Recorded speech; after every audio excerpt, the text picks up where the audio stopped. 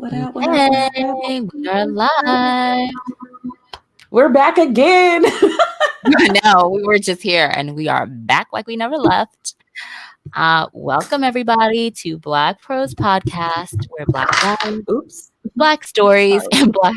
Oh my God, you making me mess up the intro, girl. My bad. Redo. Expecting everything to topple over right as you started talking. Welcome to Black Pros Podcast, where Black lives, Black voices, and Black stories have always mattered. My name is Oshale of Oshi Reads, one of your hosts for this evening. I am Brittany, aka Melanin Eclectic, and we are here with another fun topic for you guys. This topic is not fun. It's very... I feel like this is one of those topics that gets people riled up because they either are riled up because they're saying that there is a double standard in interracial dating for Black women versus Black men, or they're riled up because they don't think that there's a double standard, or they think it's the other way around. Because in our sense, we're saying there's a double standard in the sense that Black women are often put down and we're often abused and made to feel bad about dating outside of our race. And we are meant to feel as if we are betraying our race. You know, we get called bed wenches. We get like so many things, right? Whereas Black men are often encouraged or praised or admired for dating outside of their race. So that's the take that we're taking tonight. So if you thought it was something different, so sorry. This is the take we're taking. But the third group of people that get riled up are the ones that feel that actually no. Black women, when they post, I've seen Black men say this, when they post on social media their white boyfriend or their Asian boyfriend or a boyfriend of another race, it's like, oh, go girl, good for you. Like, look at you, got you a white man, da da da da da. And Black men feel that Black women are praised and supported by the community for dating outside. Whereas when Black men post their white girlfriends or, racially ambiguous Hispanic, whatever girlfriends, they're being dragged and it's like, oh, why couldn't you get you a Black girl or da da da da. So I'm not saying that doesn't happen. I just don't think that it's as much. What are your thoughts, Brittany? We disagree on this particular topic. I think it happens on both sides. Okay. Very heavily. It's just that it's usually what is the word? Like, for example, if you go onto some place like the God forbidden Shade Room.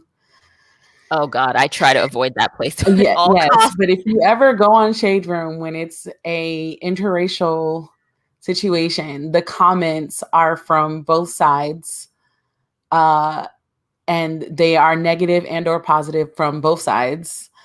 Okay. I think interracial dating, when it comes to the Black community as a whole, is a double standard. Okay.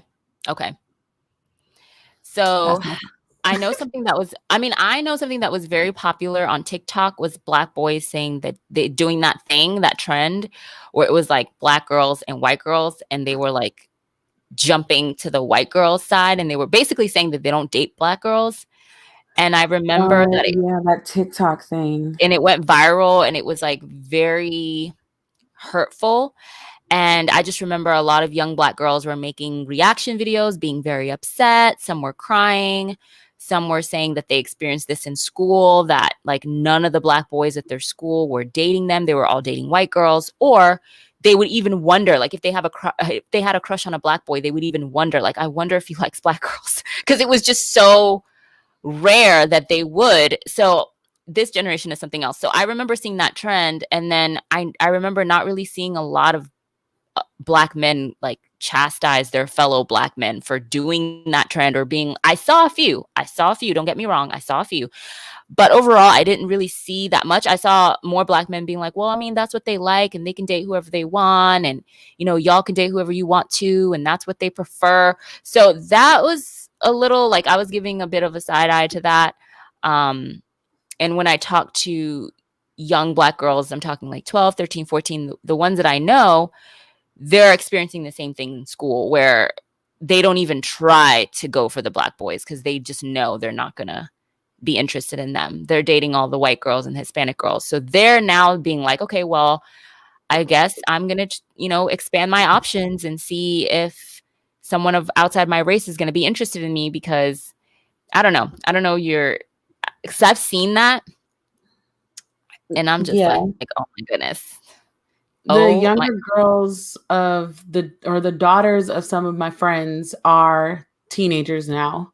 Right. And they have had that conversation because, like, for example, obviously can't give names, but one of my friends told me that her daughter sat her parents down and basically asked her, like, what would happen, or asked them what would happen if she came home with a white girl, because she's gay. And like, the mom was like, it was the weirdest thing to see, because it was like she was basically asking me, like, am I allowed to date outside of my race? And you notice that black boys don't even ask that question. They just come home with a girl of another race and they're just like, sorry, like, I don't. Yeah, I mean, I don't know if that conversation happens because I don't know anybody with teenage sons. I would love some input if that is a thing, but she told me that was weird because her daughter was like, she didn't want to feel like she wasn't black enough if she liked somebody of a different race.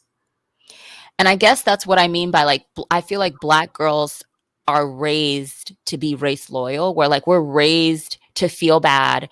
Sometimes your dad may say, like, no, this is not everyone, obviously, but sometimes your dad may say slick comments like, you better not bring no white boy home, or, sometimes even your mom might say something like, if they can't use my comb, if they can't use the comb, don't bring them home, or, like, just like certain things that make you aware that if you were to do that, it would be problematic and it would cause, like, so much drama in the family. Whereas I don't necessarily think that black men get that same, I almost want to call it indoctrination, because that's kind of what it is. It's like, oh, you are like the womb of the community, so please don't like exercise your options, outside of the community. But I don't think that black men are raised to feel the same way, because they can't. Like, even my own brothers, one of my brothers, up until now, he's not really dating right now because he's going through a divorce, but one of my brothers I think he dated one black girl, and we've actually had conversations about this, and he had a bad experience, and then he just dated Asian girls all throughout adolescence and being a teenager, and then he just dated white women. And it was just so crazy. And he never said anything, never asked anyone, never, he would just bring them home, and it was what it is. And I don't remember anyone in the family. Like, my mom was, she didn't say too much. My dad certainly didn't say anything. But I do remember being younger and my dad saying certain things that made me very aware that if I were to bring somebody home that was outside of my race, it would cause a bit of a stir. So just things like that. That's what I mean by the double standards. I just feel that as black women, we feel it, we get it more on the negative end. I'm not saying that black men don't get it too, but I feel like we feel the brunt of the burden a bit more because we're literally raised from birth to kind of not do it. Okay, I get what you're saying. You're saying that, like, we feel like we have an obligation. Yes. To the community. Right. And we almost feel like apologetic. We almost have to be like, because I remember even some friends that I've had when one of them married a white man, and even like she was just like, she's like, oh, he's white though. It's like you're like apologizing. You're like, oh, but he's white, yeah. And I was just like, why are you apologizing? Why are you so apologetic? And it's almost like what you said, like that feeling of, oh, I'm not black enough, or I'm betraying my race, or, this is taboo. I don't know. Okay, so I'm gonna just read the comments for a second. So Obsidian Infinity, by the way, love this name. It sounds like a superhero. Facts, I grew up in Midwest. To find black boys that like black girls, we had to go to church, the hood, or nerdy, awkward boys. I mainly had a hold on biracial boys or the Latinos. My parents said to my brothers to not date white, but we lived in a super white area. They said the same to me. I had one white boyfriend and hit it. Oh, wow. We feel the burden because they'll make it seem like we are betraying our race if we date outside our race, but it's frowned upon, but seen as okay when Black men do it. Aaron says, hey, Aaron, dating Hey, Aaron. outside of the race wasn't a problem on my mom's side of the family. My mom's family is super light skinned. I got cousins who could pass for white if they wanted to. See, okay, so obviously my background is a military background growing up overseas. And my parents, like my mom would make comments about who we dated, but it was more on the basis of be careful who you connect to because like you need to know about the person.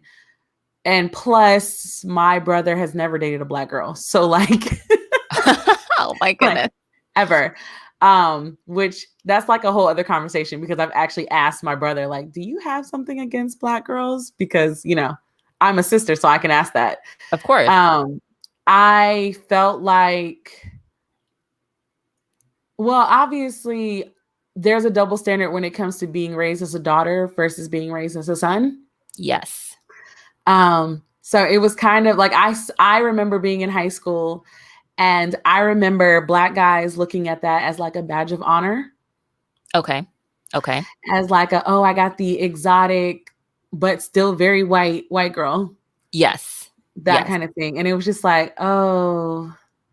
And like it actually, because I was friends with these girls, because there's nothing wrong with them. It was just the way that they were glorified that made me feel a type of way because it was like, so am I not good enough because I'm not white?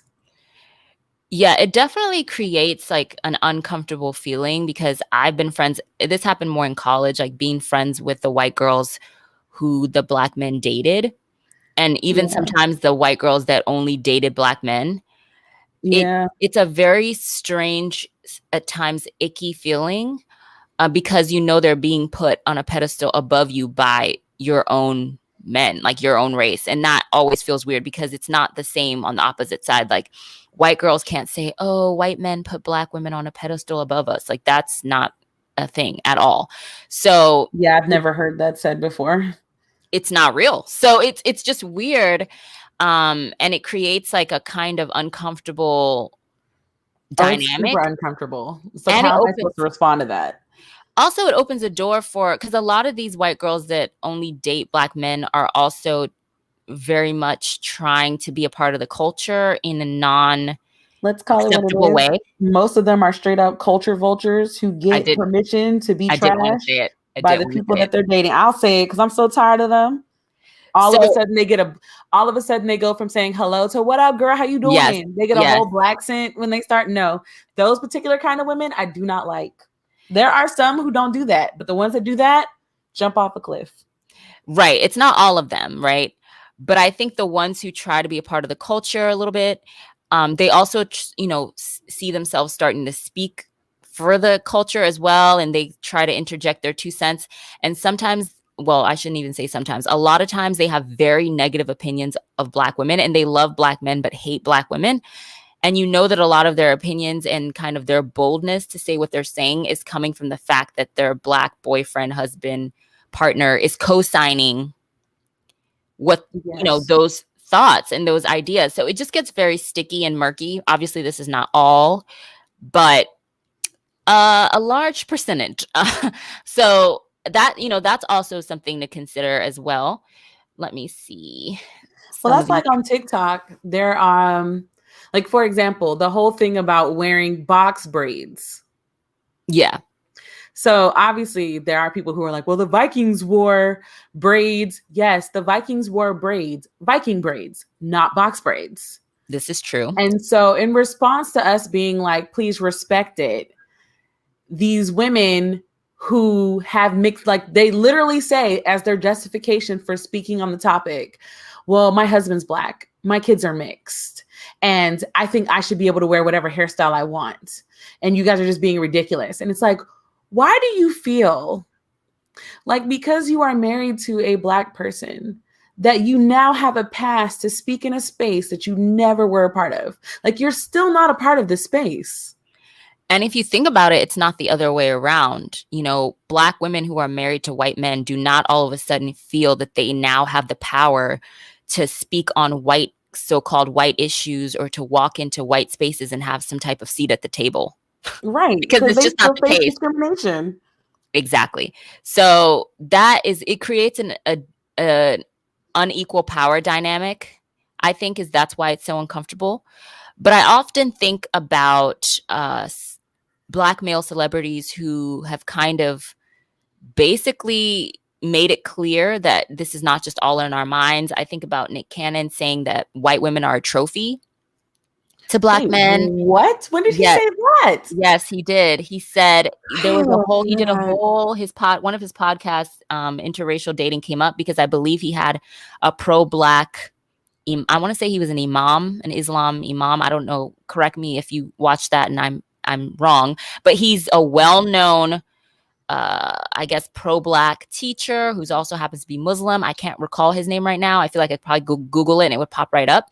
But they had a conversation and it was very interesting because obviously you had somebody speaking from the pro-Black side, and things of that nature. And then you had Nick Cannon who was justifying, Black. Yes, thank you, Obsidian. Rizza Islam. Thank you.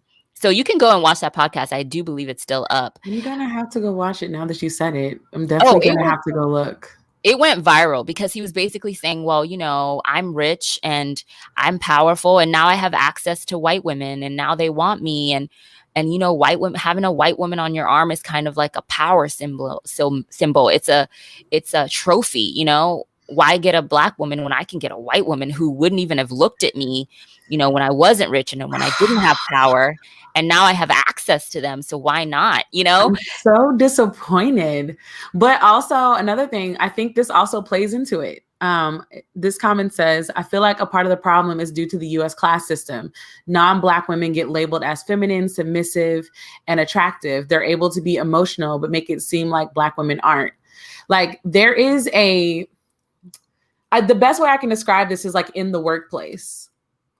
In the workplace, and I'm only using in the workplace because this is the best example. Like Black women have we're told to smile. We're told we should interact more with our coworkers. Like it would make them feel comfortable. Like you should be more approachable. Like these are the exact same arguments that have been translated into the dating world as well. And I don't know. I'm fairly certain this is traced back to slavery because back then, white men saw the quote unquote exotic Black women and raped them, and their wives were angry about it. And it created a narrative that like we were just the Jezebels, that we weren't actually desirable in a positive sense, that everything that we do or everything that we are as women is negative. And it's literally translated through the years and just morphed into different ways of being called the same thing.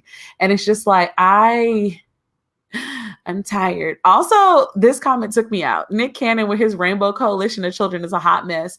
He had like 4 kids in 1 month, didn't he? Yeah, this past month, I believe. I think it was either June. I think it was June. He had like twins, and then the same week he had like a son, and then like a week later he had like another kid. It's actually comical because if you Google him, he is in every single one of the baby shower photos.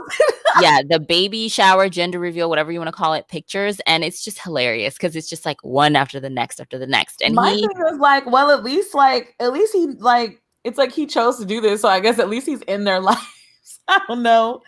I don't know how much you can be in the life of, what is it like now? 7, 5, 6 kids? I can't remember how many he's at like 8. How can you really be a part of their lives when all their moms are different? They all live different places. I don't know. I think it's problematic only because I don't think at the end of the day, yes, you have the money to do it and you can support all of them, but I don't think it's fair to the children because they'll never have him in their lives full time to the point where they'll really feel like they have an active father in their lives. So I hope all of those children have some type of male father figure in their lives because it ain't gonna be Nick. Well, Nick already said he doesn't know when he's gonna die, so he just living it up. Basically. So here's another aspect of this conversation. Yes. Do Okay. you think So that dark-skinned men get the same treatment that dark-skinned women get in this particular situation? this is what I think. I think because the media promotion of dark-skinned black men is so positive, oh, chocolatey and ooh, strong and masculine and uh, Delicious. yeah, like sex, like sexy and ooh, this and that, and even like calling them aggressive in a good way, right? Yeah. That of course translates over to black women in all the negative ways, like ooh, masculine and aggressive and and manly and Like how people legit try to say that Megan Thee Stallion is masculine. yes, and unfeminine and too I was rough. like, are we looking at the same Meg? The one that had on that real slick dress with her whole booty cheek out? That one? We talk about the same Meg? Exactly. So I think because their promotion is so positive and ours as their counterpart is so negative, it skews the scales for sure. So they do not get the same treatment as us. They are praised. And we, a lot of times, yes, they're absolutely fetishized. And we, a lot of times, are adding to the fetishization. And we're also the ones praising them and uplifting them when maybe they don't necessarily do the same to us. I'm talking about in the media, not in our daily lives. So I think it's unequal. And that's why I say, like, Kanye West can marry Kim Kardashian and no one bats an eye. And everyone's just like, oh, the kids are so beautiful. And oh, da da da da. Oh, he bagged a good one. Right. Oh, she's a baddie. Da da da. But Serena Williams can marry Alexis Ohanian. And it's, oh no, like she couldn't find a black man. And how dare she? And she's the GOAT. She's the greatest tennis player. And she's a black woman. And she couldn't find a black man to have a family with. It's like, even to this day, like if she posts her husband, her child, anything about her life, to this day, she still gets comments about it. You know what I'm saying? Whereas, if Kim Kardashian posts a family photo, I mean, they're going to a divorce now, but it's nothing but, oh, your children are so beautiful. Oh, da da da da. Oh, goals. So, like when she posted about how she didn't realize how racist people were until she had mixed kids, I was like, it must be nice. Must be nice. It must be nice to have lived your whole life not experiencing racism and then only experiencing it now because your kids are being called the N-word. But because I really didn't care before that. But are her kids really going to be called the N-word? The N-word? They're growing up in extreme privilege in one of the richest neighborhoods. Privilege or not, if somebody gets mad at them, they're going to hear the N-word. Probably. They have enough color that it's going to take one, and it's probably going to be somebody that they consider a friend that's going to get mad and drop that N-bomb at them, and it's going to hurt. And I really hope that they are really taking that seriously because I watch TikTok a lot when I'm bored. One thing on TikTok that hurt my soul was there are a lot of mixed kids telling their stories on TikTok. And a lot of them that were raised by white mothers experienced racism from their mother. That's sad. And they're currently trying to navigate in a world where they feel like they don't belong to either group of people because their mother kept them away from their one side. And then also that very same side tells them that they're not black enough. And it's like, there needs to be more care.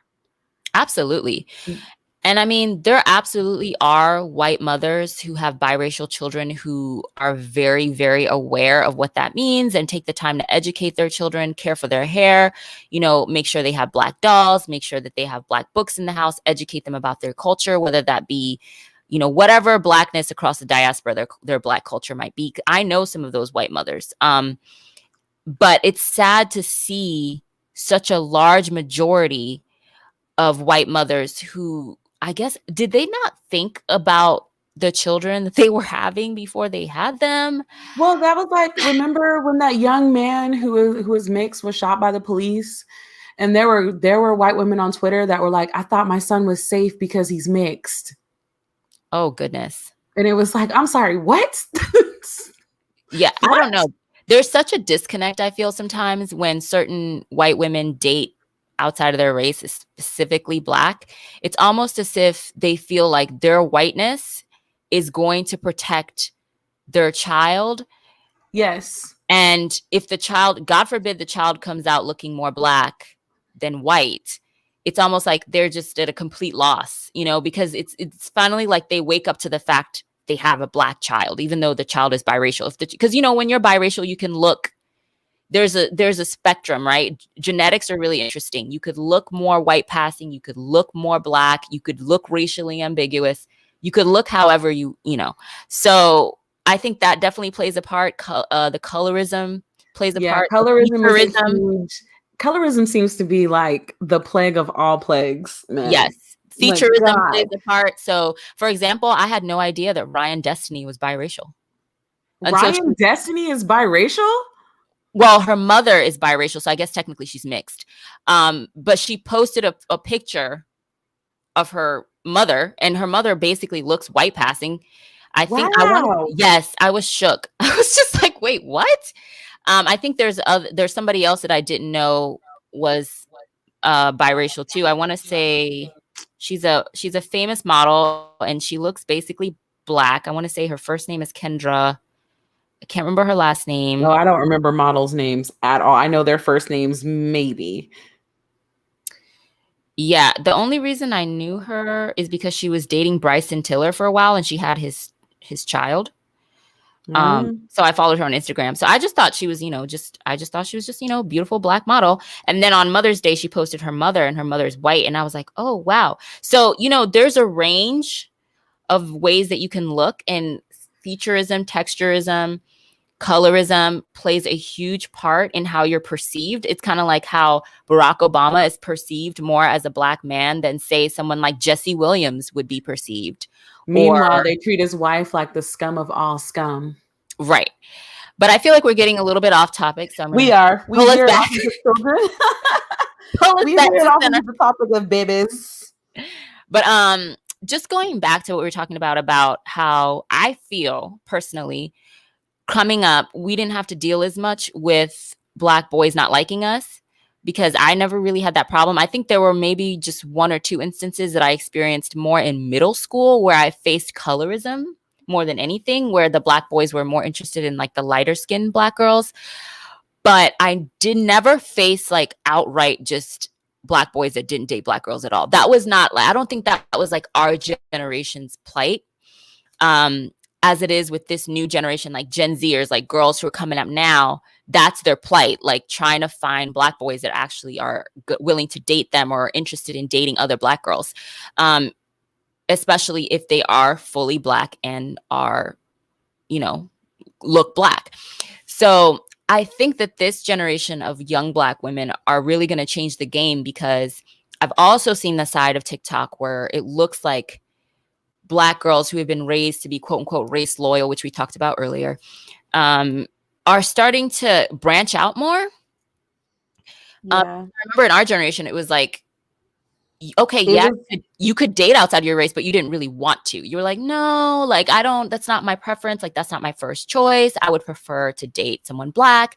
Like, we had that mindset. And now I talk to black girls now, and it's like, they're not completely, but they're more open. They're more open to dating outside of their race. They're more comfortable with the idea. They're more willing to do it. And they're just like, well, you know, I'm just going to date whoever likes me. So that is like a switch in mindset, I think, from one generation to the next. See, in a way, yeah. But when I was younger, I stayed in the sun and my skin was always extra cocoa.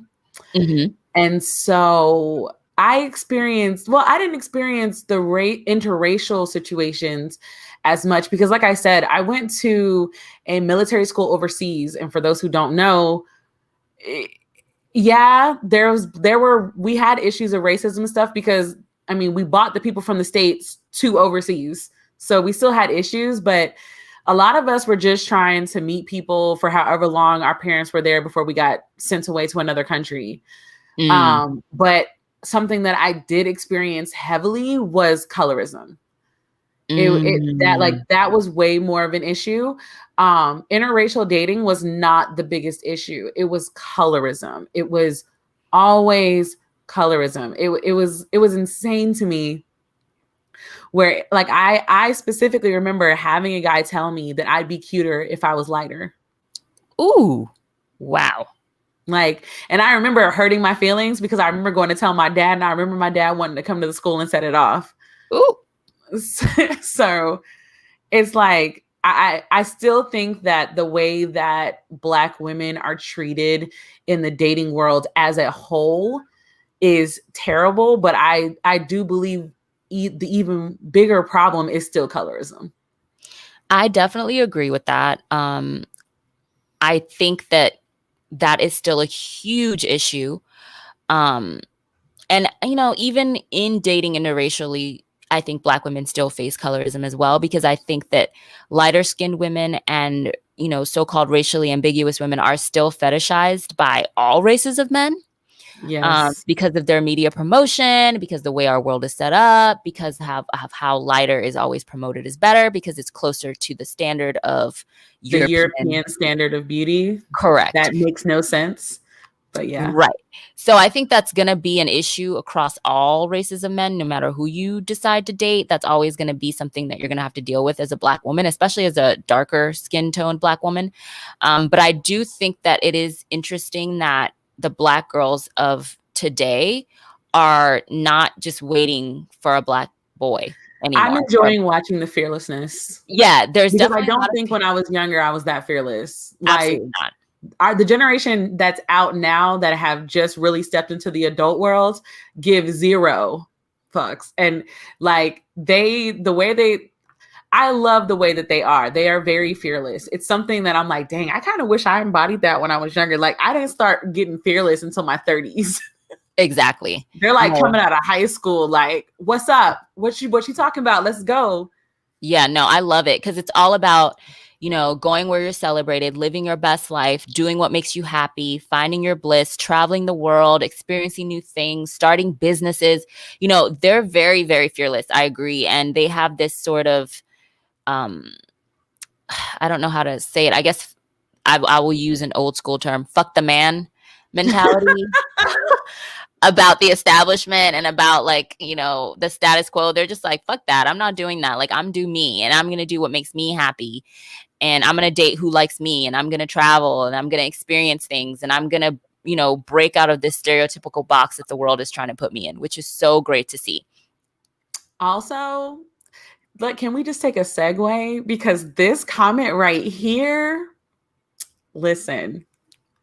So on top of colorism in our community, we like the natural hair community reminded me that Black, like remember how we keep saying like Black, there are certain Black men that push white supremacy and misogynoir more than white people.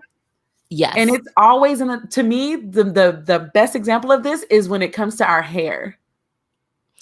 You know, there's a weird fascination with Black women's hair that I will never fully understand. Never understand. It's really bizarre. There's one thing to admire it, right? And to be like, wow, your hair is beautiful. I think it's great. It's another thing, you know, then you take it a step further and it's like the strangers that come up to us that want to pet us like we're dogs.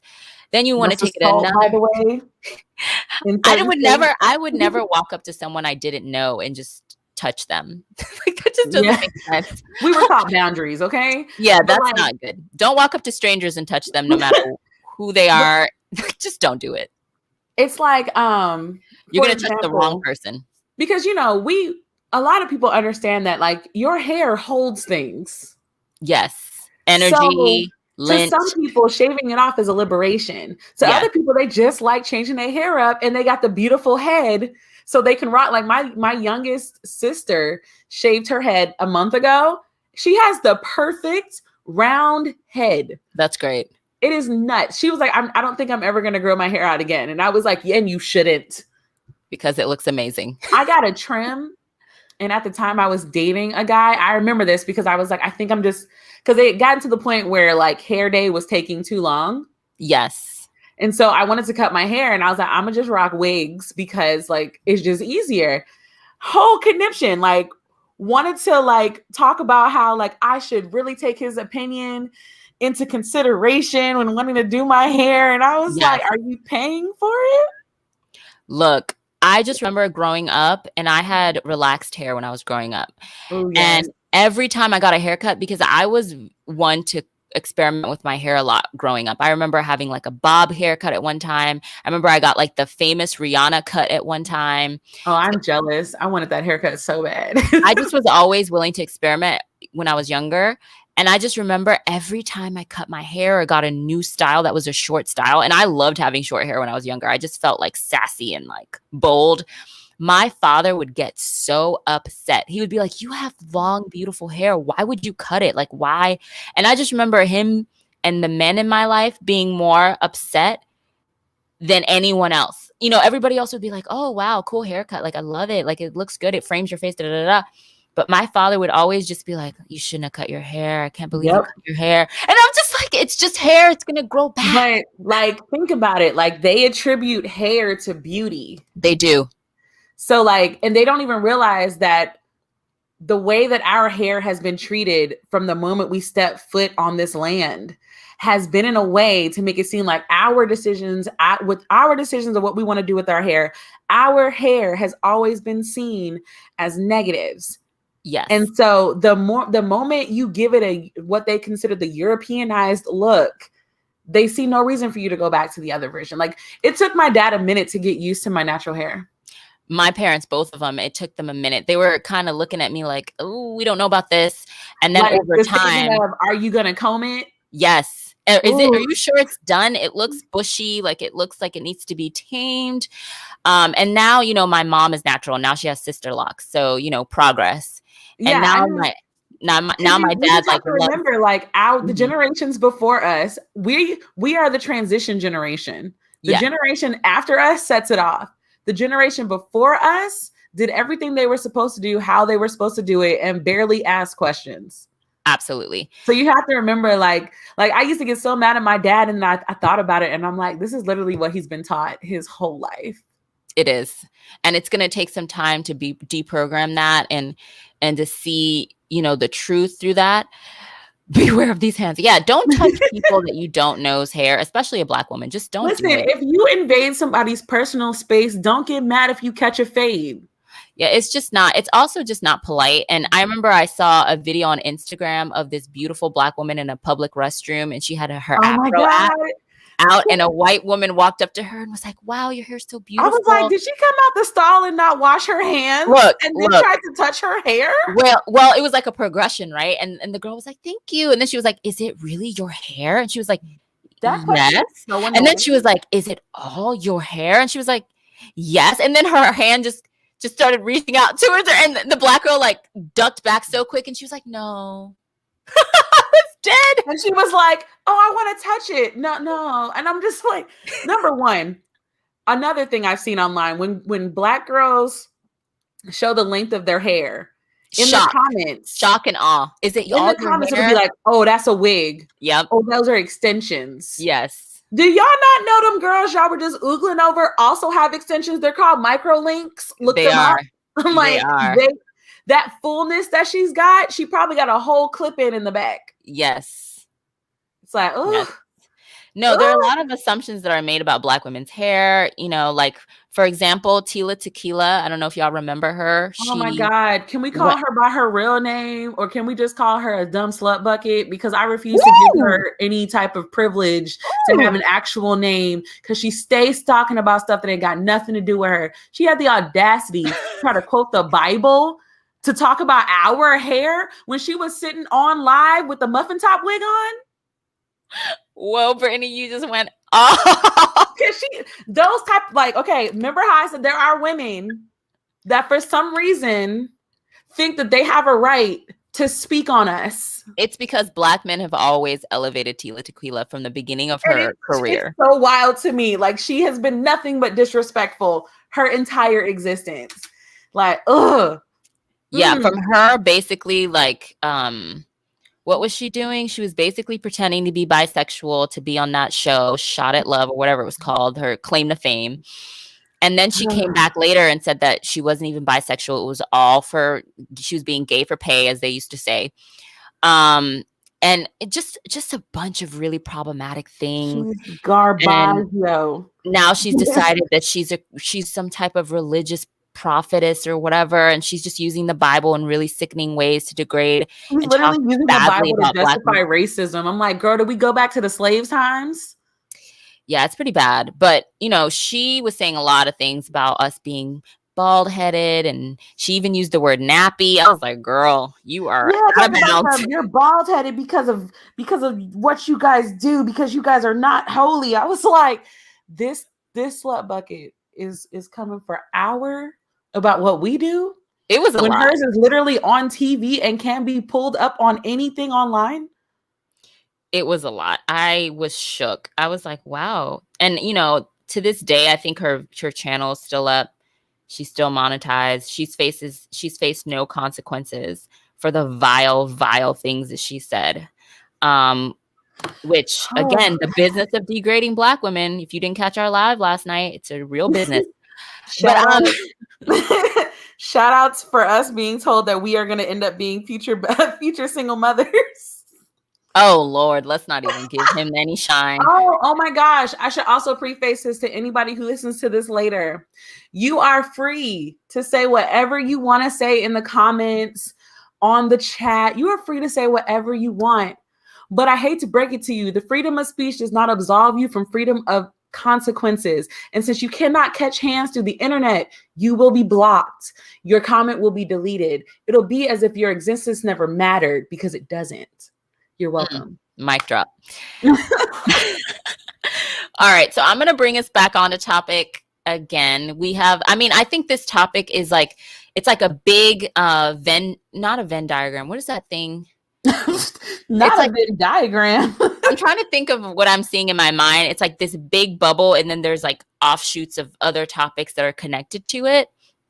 I can't think of a word for that. Yeah, I don't know what I'm thinking about, but I see it in my mind, and it just looks like this big alien, and then it has tentacles, and we haven't talked about tentacles on this channel in a long time. In a while. So I'm going to bring us back to the big alien and away from the tentacles, even though everything's connected. But yeah, I still have my same opinion that I had in the beginning, that I think that Black women do face more of the negative brunt of dating outside of their race. I will say, though, that I think that it's great that this new generation of Black girls and Black women are being more open to just finding love in general, wherever that may be, and whatever type of person they find it in, and not being confined to a race, and their own race at that. But I also think that there's a fine line, because I've also seen the glorification of white boys on TikTok, and that is very cringy when I see, or white boys or Asian boys. Have you seen this? Ooh, the Asian fetish is creepy.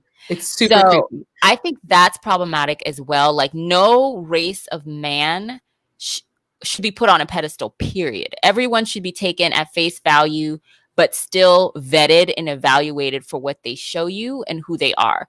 You shouldn't just say, oh, you know what? All of these Black boys in my age are saying they don't date Black women, so now I'm team white boys, and I'm going to glorify white boys and white men, and they're the saviors. Like, no.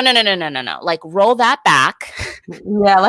Yeah, we were doing so well, and then we just fell off the cliff. Like, it was doing so good, and then you just went to the deep end. Because I see this all the time, and I'm not even on TikTok like that, so you can imagine how prevalent it is. I see these TikToks of, like interracial couples, Black girls and Asian boys, Black girls and white boys. Like, it's like a fetishization of it. And it's even the hashtags creep me out. Yes. Or it's like ugh. Or like beautiful white boys I have a crush on, or like, and I'm just like, what is happening? It's the same thing that we say about the Black men that put down Black women when they talk about their dating thing. Like, date who you want to date. But if you feel like you have to put down your own race, yes, to justify who you are dating, you are not dating them for the right reasons.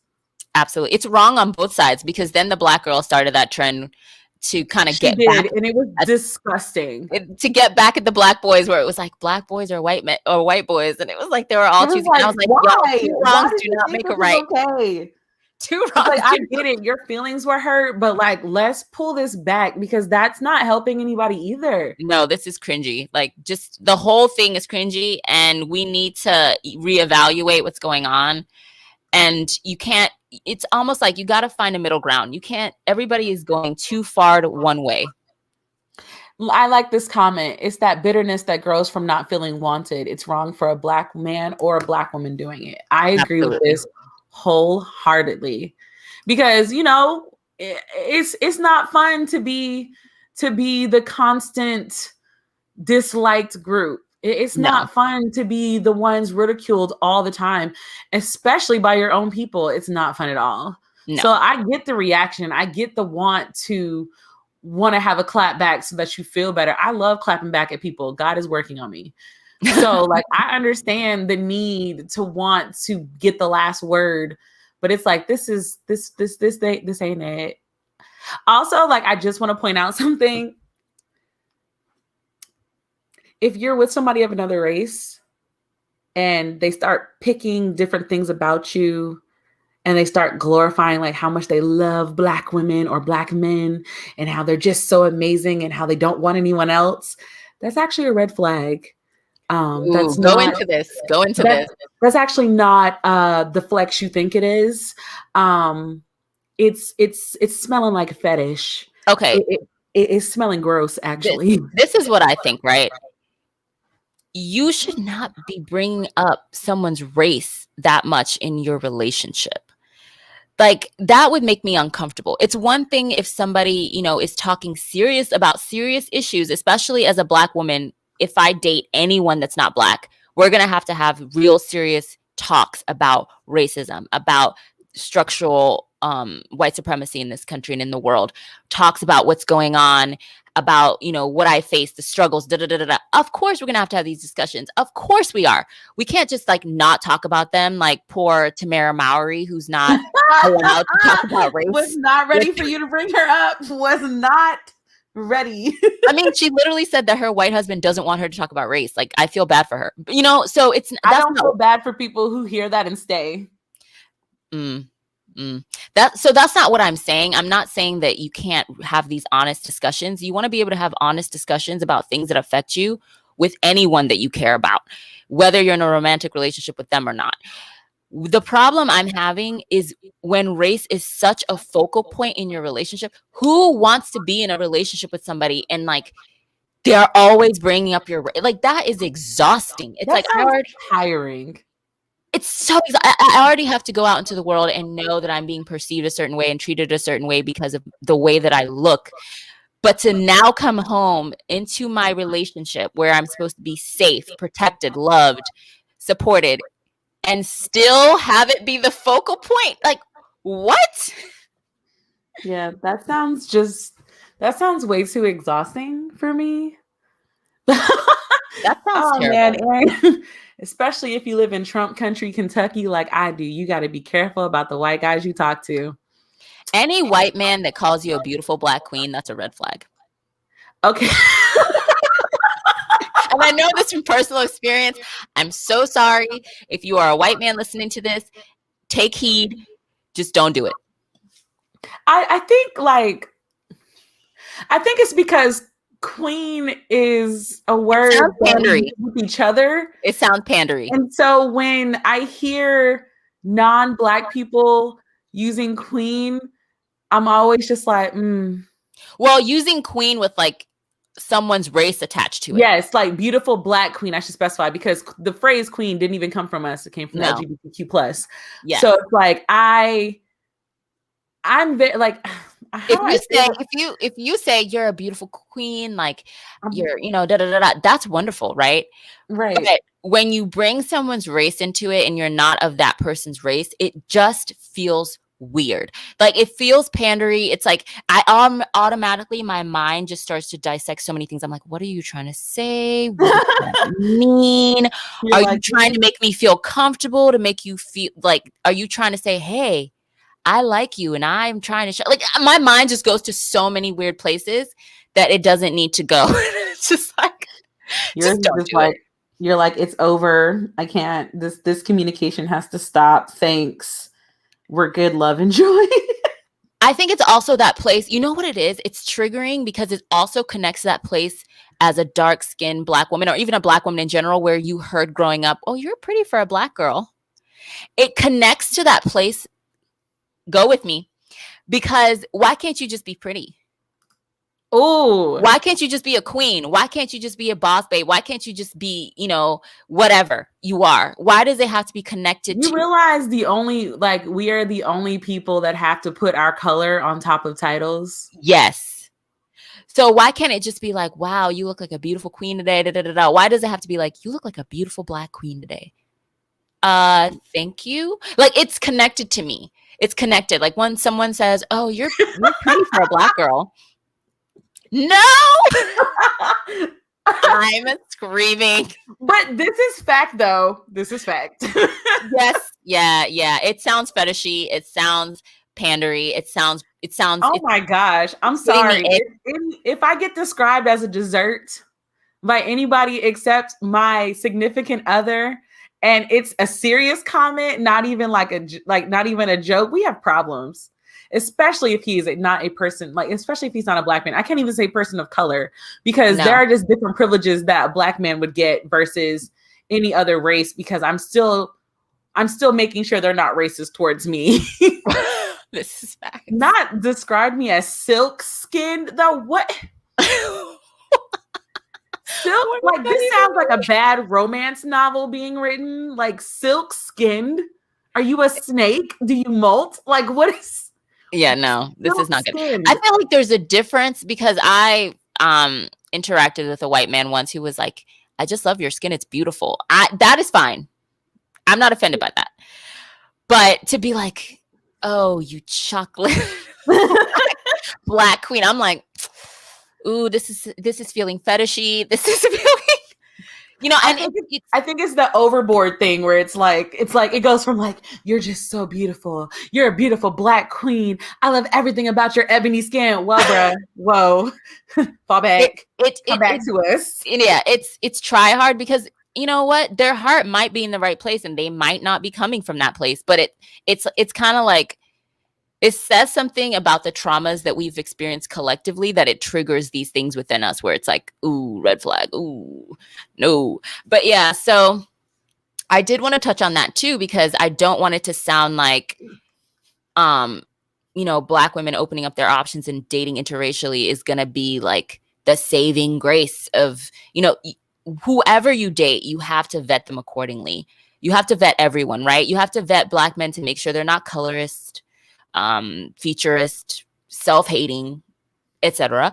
Self-hating is a whole coonish situation. And then you have to vet everyone else to make sure that they're not under the spell of white supremacy and they're not viewing you through that lens.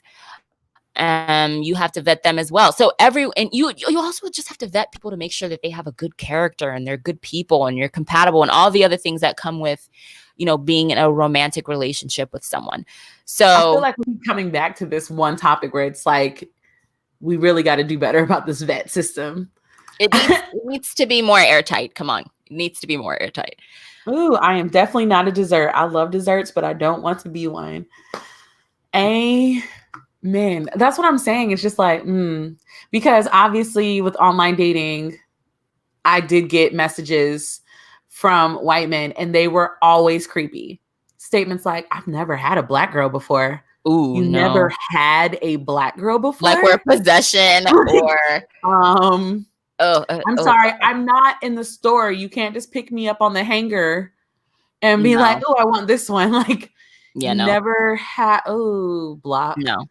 Oh, I wonder if you taste as chocolatey as you look. What? Was that a real thing? That was a real thing. Whoa. Oh, man. Just be like, wait, what?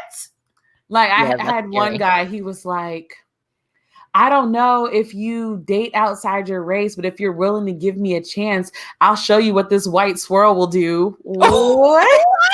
I was like, flag, not gonna play, flag. Oh, wow. Wow. That is a whole new level. Man, that's what I'm saying. It's just like, it's like that when I was, I encountered Black men too. And there were people on all races that actually were like, hello, how are you doing? Like, I think you're really pretty. I'd like to get to know you. And then there's like outliers where I was like, so what were you thinking when you pushed send? What was going through your mind? Because it seems like you needed to have reevaluated that a little bit, maybe gotten someone to edit that for you before you did that. That is so true though. Like a lot of times, especially online, like it's like they go sexual. Like it's hello, do you bend over? Like it's literally that type of transition. You're just like, oh, that's why I said like if I meet somebody, I'm going to meet them in person. I mean, I think that I always think about how much that stereotype about Black women being overly sexualized, and you talked about the Jezebel trope. And I feel like people are so brainwashed by the media and that type of our representation that's so negative that they don't even realize they're playing into it. They don't. There's no way that they do. Right. Because I remember there was that, we've talked about this before, but there was that Black woman that did that experiment, and she made a YouTube video where she had her regular skin tone, and then she made herself way lighter where she looked racially ambiguous. And she was on a dating site, and all the comments she got when she was lighter / racially ambiguous were very respectful, and a lot of men asking her out on dates.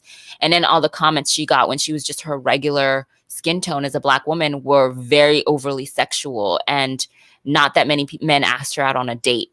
So It's a real thing. Dating while Black, dating while female identifying is difficult.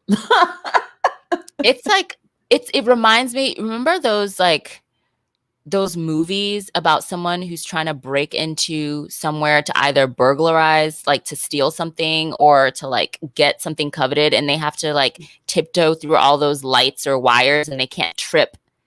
That's what it feels like. Do you know what I'm talking about? Yeah, because it's like, no matter who I date, I have to present myself in a certain way. Yeah, the picture that I'm showing that's on the screen right now is because it was a professional shoot with lighting and all that stuff. But in the summertime, I am highly melanated and God favored. The sun smiles down on my skin in a way that just becomes better and better as I touch the sun. Right. And I feel like for me, like even if I'm going to just meet a guy for coffee, I can't just roll up, with, I got a t-shirt on, some whatever. I'm not really caring. If I'm meeting a guy for the first time, I'm thinking I have to think about everything. Yeah. And it's like, on one hand, it's like, should I be playing into this? Or should I say, fuck it and take me as I am?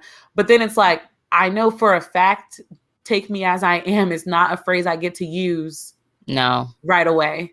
Right. It's kind of like, okay, so let's say a white girl who is, the standard of beauty, like a blonde hair, blue-eyed white girl, can literally roll out of bed, put her hair in a bun, put on yoga pants and a t-shirt, and is still seen as cute and bubbly and socially acceptable. And oh yeah, she just looks casual. But if I were to just roll out of bed, put my hair in a messy bun, wear like a t-shirt with like a couple holes in it and like leggings, and it's like, why didn't she put herself together? Why does she look so messy? She should have brushed her hair. Like, is she okay? Is she going through something? Yeah, like, if I don't shake out my fro, it's a whole epidemic. Exactly. So these are the type of like lenses that we're talking about where we're viewed by society. Whereas Black women, we feel like we have to come extra hard. Like your hair has got to be laid, slayed. Your outfit's got to be together. You got to have your shoes, your nails did, eyelashes on. If you don't wear that much makeup, you still got to have everything popping to just be seen as like normal and acceptable. Or just for them to be like, I like my movement natural. I don't like all that extra stuff they be doing. and then when I posted pictures of like Kim Kardashian, I'd be like, but she is literally everything that you just said you don't like. Exactly. It's more acceptable on someone else of a lighter skin tone or of a different race because it's seen as feminine and beautiful and soft on them. But when we do it, it's like, oh, you're doing too much and you're trying too hard and, all this kind of stuff. I just want my woman natural. I'm like, okay, so this woman that you liked her picture on Instagram, I can tell you right now, she's wearing a full face of makeup, Full contour, face. blush, lashes. She's wearing a lip stain. Those are extensions and, some bundles in her hair. She also has her nails done. She's also wearing, she's carrying a Louis Vuitton purse. Like, I can just go on. I mean, okay, so I'm so happy we have a guy in the conversation again. Hi, Salter. Okay, so this comment says, it may be a longer road, but I feel like folks should come in how they intend to maintain things. Also makes it easier to get a character-based first impression. I would love for this to be a thing. This is but true. As a Black woman, I don't feel like I'm allowed to do that. Really? Like, I feel like being able to see me in bonnet mode is a privilege. Well, yeah. I mean, I'm saying, like, even if I just, take off the bonnet, shake my head, throw on a t-shirt I forgot to iron, didn't care, throw on some shorts and go outside. It's like, yes, I can be glammed up. I can be, I can be done up from head to toe, everything be on point. But there are also moments where I don't care. And it's also 114 degrees outside. So if I have on clothes, be happy, so it's like, I personally am struggling with like, how do I show up? I mean, granted, I quit dating.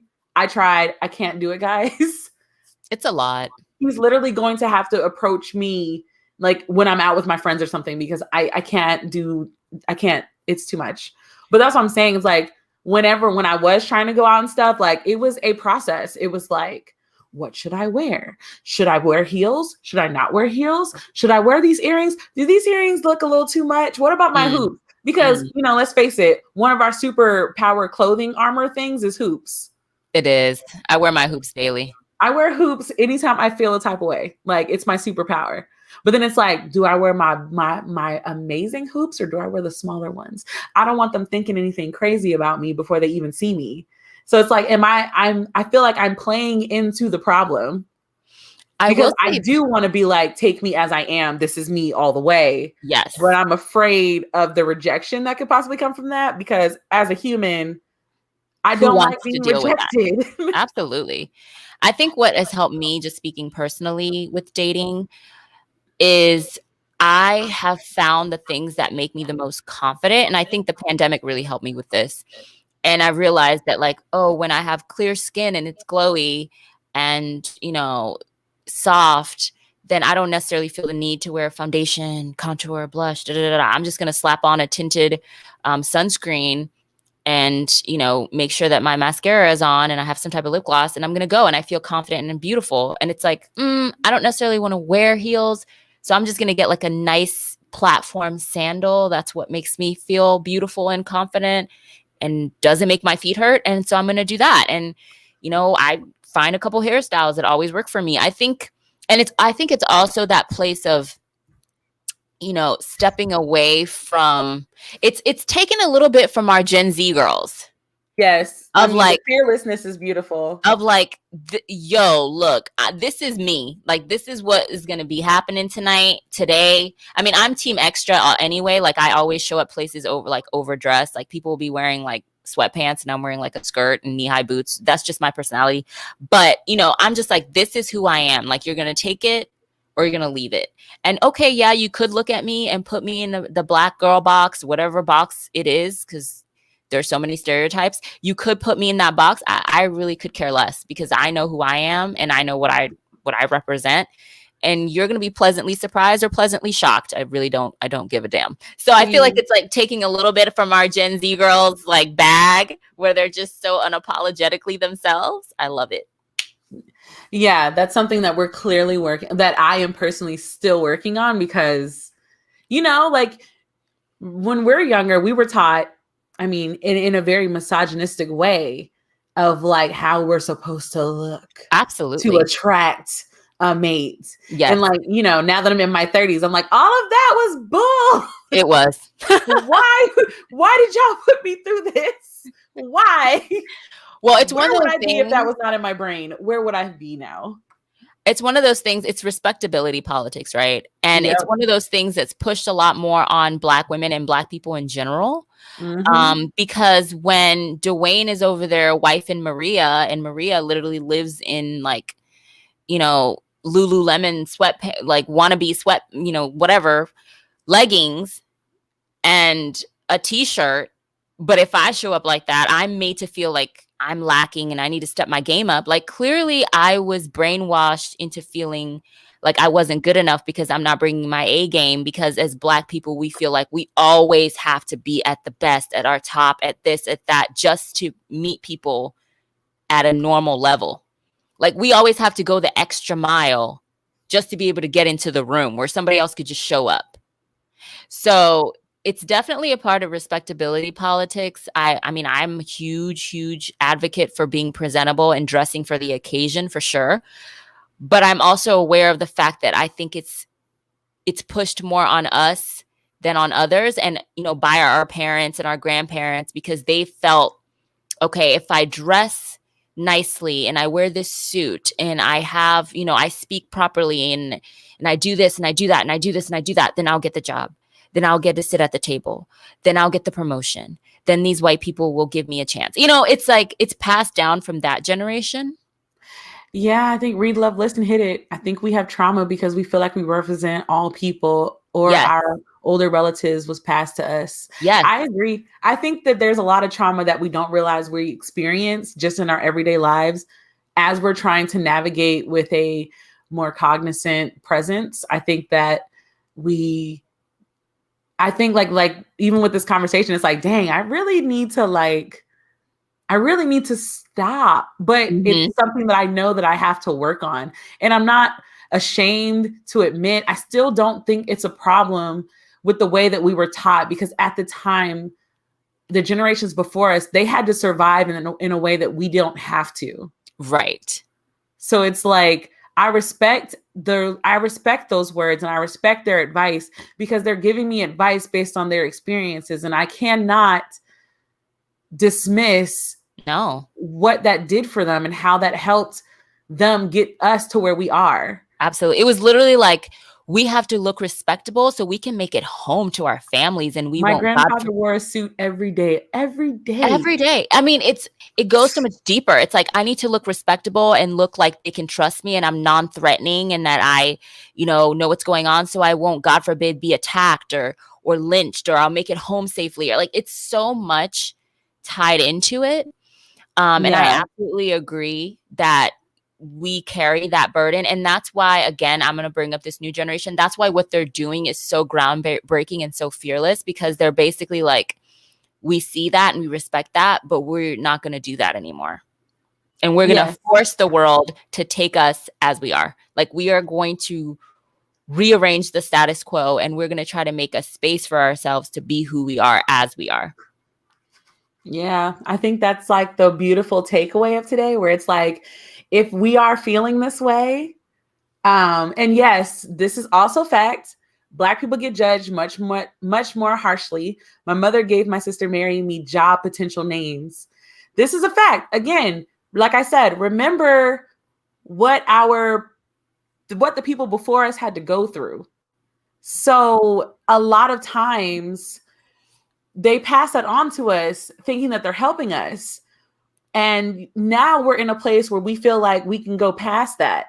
And I think that, again, like we keep talking about how beautiful and fearless the Gen Z generation is. Like, they have a fearlessness that is just absolutely beautiful. Willow Smith is a perfect example of this. Rico Nasty too. I love Willow Smith. I've always loved Willow Smith. I love her weirdness, but I love her unapologetic self. Yeah, she's and just it's herself. Something that I envy, like something that I want to embody, and I want to keep working on myself for. Because it's just like, oh my gosh, y'all really be out here just bam, accept or don't. Your problem, not mine. I'm still gonna be out here living my best life. Like the earlier comment where it's like, shaved head and a sundress. That sounds so comfortable. It really does. It really does. Like, wow.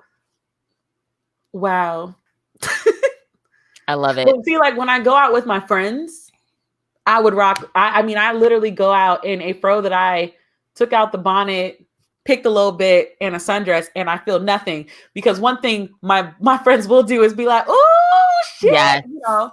It's the whole gas up thing. And it's like, I realize I can do that with my friends. Absolutely. I need to be able to do that with everyone, because that's where I'm comfortable. And that's what I love about having close friendships, is that other women will uplift you and say, oh, you look beautiful. I love that outfit. I love your hair. And even just like literally just being out and having women come up to you, be like, I love your outfit. I love your hair. I love your earrings. It's like something that very validating about about a Black woman that I do not know walking up to me and telling me that she loves my hair. Right?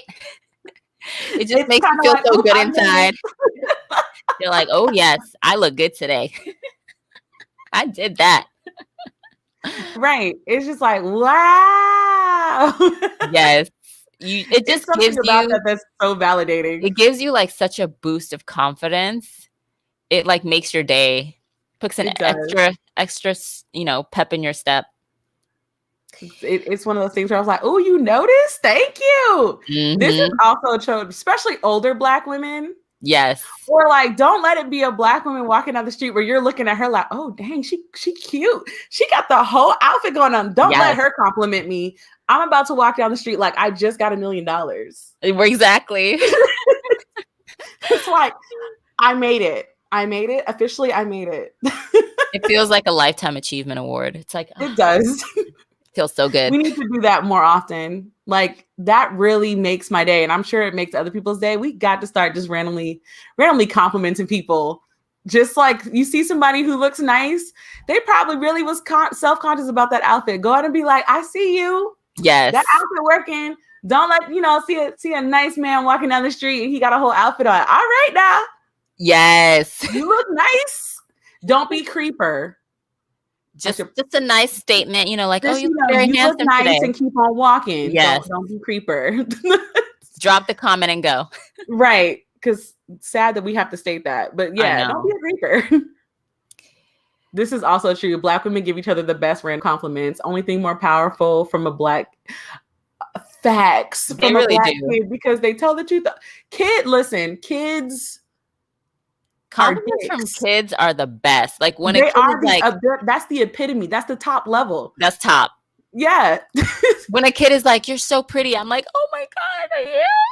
Thank you. Yeah. Or like if it's a little girl and they're like, "I like your hair." You're like, "You do?" Yes. Thank you. It just feels like next level. It's so sad, but it's true. I agree 120%. I mean, aunties don't play. They will give you the raw, real, nitty-gritty. Aunties should be treasured more often in our community. I agree. For this very reason. Aunties will never let you go out there looking a hot mess. No. Aunties will tell you if you are in a situation that's not good for you. They will. And they'll do it whether you want to hear it or not. And they'll say something like, I know you're not ready to hear this right now. Right. They always preface it, or they'll be like, you okay? Yep. Because you out here looking kind of. Oh my gosh. Oh no. Kids are the worst. When I was pregnant, my oldest saw a plus size woman and was like, wow, you're pregnant like my mommy. Listen, I'm done. I had a kid do that to me a couple years ago, and that's when I started going to the gym. No way. Because the innocence let me know where I was. Because I knew he didn't mean anything by it. I knew that it was just it was a correlation that he made. And it was just like, oh my God, my feelings are so hurt. Oh, wait, I need more information on this. Also, I was traumatized on Twitter after reading excerpts of a white woman's interracial romance. Do I want to know what? I feel like I don't. I'm afraid, because this is the same people that be writing sepia skin. I don't want to know. I just don't. The only interracial romances I've read have been written by Black women. Yeah. I mean, obviously, I don't read a lot of romance, so I'm going to take you guys' word for it. It's funny how we're transitioning into books so quickly. Yes. Since we're here, and we're getting ready for the Black Romance Readathon. Yes, y'all. And we're waiting for Miss WOC Reader to give us more information. We need more. What kind of, like, if you read romance and you read interracial romance, is there something specific that you look for in interracial romance? And then is there something specific that makes you cringe where you know it was not written well? I will say this. When I read an interracial romance, I don't want to be constantly reminded the entire time I'm reading it that it's an interracial romance. I don't want to hear about, like, I hate the interracial romances where it's like the whole town knew, like, hated that I loved her. And, you know, my white father and white mother of the, you know, upper social classes tried to get me to date this white socialite, but I wanted her and we weren't allowed to be together. I'm just like, seriously, it's 2021. I don't want to read this unless it's a historical romance, unless it took place, you know, 50 years ago, 40. I don't want to read this. I don't. Yeah. This is not what I want to read. Like, I don't like those type of interracial romances. And that's why a lot of times I don't read historical interracial romances like that, because I'm not here for the trauma part of the relationship. Yeah. I'm here for the love. I'm here for two cultures coming together. I'm here for a beautiful love story that just happens to be between two people of different races. That's what I'm here for. Yeah, when it becomes their only identity, is when it's like, no, I can't do this.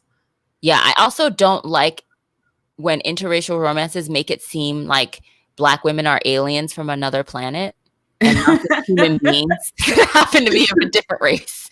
It's like, wow, I'd never touched hair that felt like this and it felt so odd and or like just weird shit. I'm just like, why are you making it seem like this man of a different race dating this Black woman in this book is literally like some type of interspecies situation? Like, am I reading Monster Smut and I didn't know? Like, I'm just like, what is happening? Okay. They are both human beings. Like, what is going on? Miss WSC Reader gave us an answer, guys. It says, I wish I could link my tweet. This white woman had a white man kidnap a Black woman and attempt to rape her because his mom was raped by a Black man. This was a romance? Wait. This was... Wait. This was in a romance category? Wait a minute. Oh my God. Wait a minute. Wow. I don't even know what to say to that. I'm literally speechless for the first time in this podcast. I have no words. I feel like singing that song, Hell to the Nah. To the nah, nah, nah. Yes. That's the remix version. Wow. That's very disturbing. Just a lot. Let's just move on. Yeah, I deleted those because wow. Let's just move on. No, we never want to see that person again. No. I hope they were being dragged on Twitter. I'm not on Twitter like that no more, but I really hope they were being dragged. I'm shook. Like, how is that considered romance? Let's not go into it. This is a dark hole. Okay. I'm sorry. This is the perfect response. Yes, it does sound like a horror movie. Like, what? That is so weird. Oh God. Okay, I just saw a weird comment, and I'm gonna skip past that. Yeah, he's been blocked. Okay. Some book called Consolation Prize. Shook. Okay, let's bring back a lighter element. This is funny. Yeah, what? Okay, so I will say this. I have noticed that when I read white romances, and by white romances I mean they're written by a white author and they're primarily, it's like white people in the books, the C word is used more. And then when I'm reading street lit or like a Black romance, the D word is used more. So I just find that culturally very interesting that like the white culture tends to use the C word and Black culture tends to use the D word. We're stepping into an area that I can't really comment on, but like I might read it. I did read Mandingo a couple years ago. No way. Oh my gosh. We've entered into the realm I need to read about the D. I love y'all. I love y'all Okay, so I will much. just say this comment needs to be bronzed for the future Naked Readathon, which is coming up soon, y'all, because we have the perfect group book that goes perfectly Oh my with gosh, that comment, Lauren. Y'all are gonna. This comment is very fitting. We'll just put that. We'll put it that way. This comment is very, very fitting. We are very Hilarious and excited. fitting. Very excited for the readathon. It's going to be lit. I think that's what I'm going to put in the graphic. I need to read about the D. Thank you for the comment. Thank you, Read, Love, Listen. You have officially contributed to the Naked Readathon. Yes. Thank you so much. It's like, we will give you credit. Don't worry. It's like every single time we do a readathon, it's you guys who give us the inspiration to do stuff, and that is perfect. It's like, oh my goodness. Well, we've actually been here for about an hour and 20 minutes. So this is our wrap up time. So we want to give you the dates for Naked. Yeah, because we'll be making the official announcement on Thursday, but since y'all are here, I will say that Naked this year will be running from August 8th, which is a Sunday. That's when the readathon will begin, and we will announce our prompts at the end of this week. So you'll have enough time to see what the prompts are, see what the group book is, get ready, get your TBR together, all that good stuff. And so the dates of the readathon will be Sunday, August 8th through Sunday, August 22nd. And we will be wrapping up the readathon with a podcast episode, kind of like tonight, where you won't really like see our faces, but we'll be able to chat about the readathon, how it went, and all the good stuff. Only because on the 22nd, we do still want to talk about our group book, or not a group book, our book club book that we've been reading, which I will let Brittany talk about in just a second. So keep those dates in mind, August 8th through the 22nd. Prompts will be released by the end of this week. We will be doing a lot of cool stuff on Instagram. We don't have any Instagram challenges or prompts this year, but we will be posting what we're reading, and we'll be interacting with y'all over on Instagram. So don't forget to follow us on Instagram so that you can see what's going on over there. Don't forget to participate in the stories, because obviously we're going to be posting questions in the stories. Yes. And I just feel like we're really, this one's more of us just interacting with you guys, because we're testing out a different format for readathon this year to see if this is something we like. Yeah, it's more relaxed this year. It's not as high pressure, and we're just going to have fun with it. We're going to read some great books. We're going to celebrate Black love and Black romance and Black romance authors. And yes, Miss WOC Reader, there is a group book. There is a group book for You're going to love it. There are 4 reading prompts plus the group book. And you have 2 weeks instead of 1 week, because we appreciate a nice slow burn. Yeah, we're going to have fun this year. It's going to be a good time. So we're going to release everything towards the end of this week, so you're ready for it. And yeah, maybe we will even have like a live launch or something. Who knows? It all depends on what the schedules look like for our personal lives. And then don't forget that also, for those of you who are new and this is your first time participating in Naked, the reason that we call it Naked is because of Musical Tati. Yes. One day in the chats, I don't remember what we were talking about, but she made a comment about somebody being naked, and she wrote it like the typo wrote it just like that. And for some reason, that was so funny to us. Yeah. And then it just became a thing. It was like, oh my God, we should call it the Naked Readathon, because you know, naked, not naked, naked. Naked. Yes. And we love it. And this is our 2nd year doing it, and we're excited. So that's coming up. And then I will let Brittany talk about our group pick, or why do I keep saying group pick? Our book club book. Don't forget, while we're also doing readathons, we are currently reading a mystery book. The mystery book is Hollywood Homicide by Kelly Garrett. It is the first in her series. It's the one where it looks like LaToya Luckett on the cover. Sure does. And we will be talking about this book in August as well. So if you would like to participate in that book club chat, then highly recommend you grab this book, because, you know, on top of having these conversations, we also really like to read. So exactly. So we're excited about that. Those are the 2 major things going on in August. We'll kind of release our August calendar at the beginning of the month.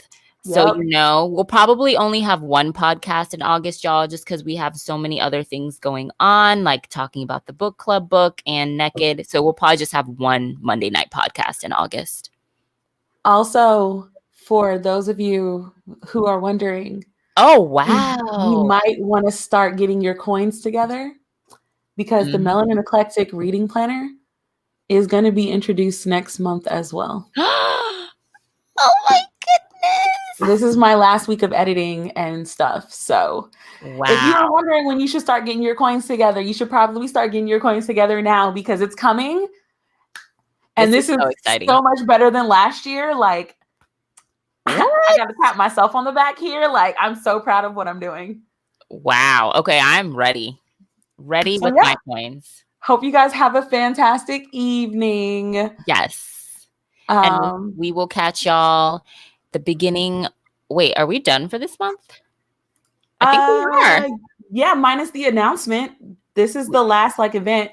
Yes, actually, while we're playing, it's not going to be a Beyonce style drop where it drops at midnight or something crazy. But I am working with some other content creators to make sure that this is an announcement that none of you are going to miss and that all of you are going to want to share because Melanin Eclectic is tired of being slept on. Exactly. So we're here and we're going to really try to make sure that y'all get it. So don't forget about Melanin Eclectic. So exciting. Oh my God, so exciting. But yes, watch out for that. We have a lot of exciting things coming. And we will catch y'all at the end of this month with the Naked announcement and the beginning of next month. Don't forget to follow Instagram for more information about things we're doing in August. Love y'all. And don't forget to like this live if you liked it. Subscribe if you're not subscribed already. And we will catch y'all later. Bye. Bye. Aaron said